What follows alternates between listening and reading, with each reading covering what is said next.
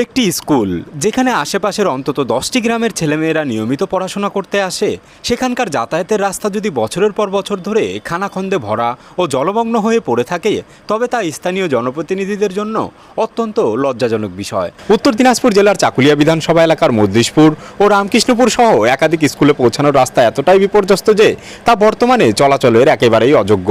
রাস্তার এই বেহাল দশার কারণে দেওগাঁ, হাতিপা, চৌঘুরিয়া ও বসতপুর হয়ে মধ্যিশপুরের দিকে কোনো যানবাহন ঢুকতে চায় না। ফলে প্রতিদিন চরম ভোগান্তির শিকার হতে হচ্ছে এই এলাকার সাধারণ মানুষকে।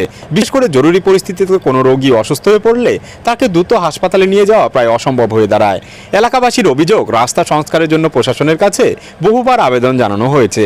তারা প্রতিবারই মেরামতির প্রতিশ্রুতি দেন, কিন্তু বাস্তবে তার কোনো প্রতিফলন ঘটে না। দীর্ঘদিনের এই নরক যন্ত্রণা ও অবহেলায় চরম ক্ষুব্ধ গ্রামের মানুষজন। তাদের মতে বিগত সরকার বা স্থানীয় প্রশাসন এই গুরুত্বপূর্ণ রাস্তাগুলির সংস্কারে কখনোই তেমন আন্তরিকতা দেখায়নি। তবে বর্তমান সরকার ছাত্রছাত্রী ও গ্রামবাসীদের এই দীর্ঘদিনের ভোগান্তি নিরসনে দ্রুত স্থায়ী পদক্ষেপ গ্রহণ করবে, এই আশাতেই দিন গুনছেন অবহেলিত এই অঞ্চলের সাধারণ মানুষ।